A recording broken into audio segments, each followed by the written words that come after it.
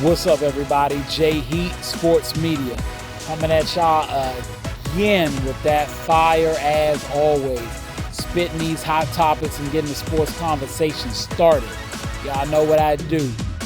Talking this sports talk mainly about basketball, boxing, and football. Mostly. Let's get into some basketball talk. So, Kevin Durant.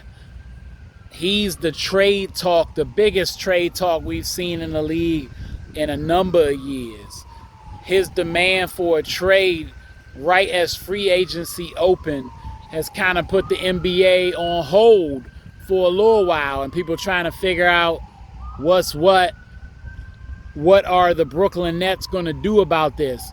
Kevin has been real strategic, not talking to the media much, even at the premiere for the NYC point guards, not talking to the media there, just taking a few pictures here and there. On Twitter when he engages with fans, still not addressing really truthfully anything about the trades, letting his agent and the business of basketball take care of things. That being said, things are on hold. People feel like Kyrie Irving, he's going to get traded, that the Nets don't have any trust in him because of his unwillingness to get the vaccination and his other issues as far as showing up for his job, as Stephen A. Smith would say. Regardless of all that, if Kyrie's going to get traded, the sentiment out there from the media is that Kevin Durant would get traded first. So what's going to happen there? Where is he going to go? Let's talk about it. KD, where he gets traded, it seems to be critical. His preferences, Phoenix and Miami.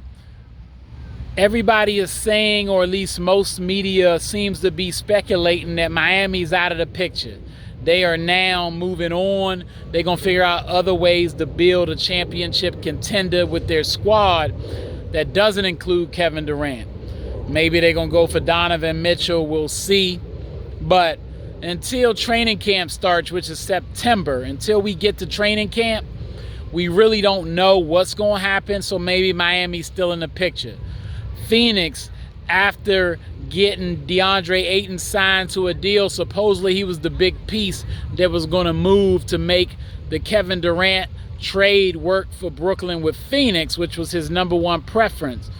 But we still don't know what's going to happen there either, considering the fact it might have been a smart move for Phoenix to hold off, let somebody else make a bid for DeAndre so that they didn't have to be locked into a 5-year deal. They were able to get him on a 4-year deal, keep their big three as far as him, Booker, and Chris Paul is concerned, and maybe they really are going to sacrifice their picks and some other role players like a Bridges, Johnson, and others in order to make it happen and get Kevin Durant, because eventually the Nets going to have to give in a little bit, even with the 4-year deal, especially if we assume that Kevin, if he really serious about this trade, he might not actually play, y'all. That's a real possibility. So Miami and Phoenix, even though they saying they out of the picture, I think they in it. But this Boston thing that's come up most recently is the most intriguing. JT and KD would be a mean combination as a 1-2 punch. Both two-way players who don't necessarily get the necessary credit they deserve for being two-way players. Both, one of which KD's already a bona fide superstar, and JT is moving toward that situation, and we already probably got him in the top 10, a lot of people. Now, what should Boston give up for him? Again, I would say Brooklyn is going to have to come down on their offers just a little bit. And they're going to have to look strategically at the future. If your goal is to stay in championship contention, it's only a few options. When you trade a player like Kevin Durant, top 5, some people would say the best in the world, the only way really to get anything of equal value means you're getting Steph Curry in exchange, you're getting LeBron James, Giannis Antetokounmpo, Kawhi Leonard, maybe Luka, maybe Joel Embiid or the Joker.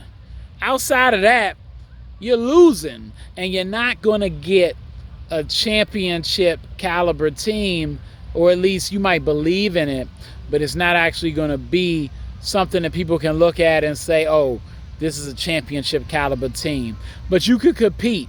And what Boston is offering with Jaylen Brown, I don't think they're going to throw Marcus Smart in the deal, but I do think Jaylen Brown with Derek White, maybe 2 to 3 first-round picks, a couple pick swaps for just Kevin Durant.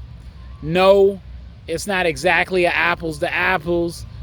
All of that doesn't equate to you going to get Kevin Durant in that deal, because Jaylen isn't Kevin Durant. Nobody else in that deal is, and you don't know what's going to happen with draft picks.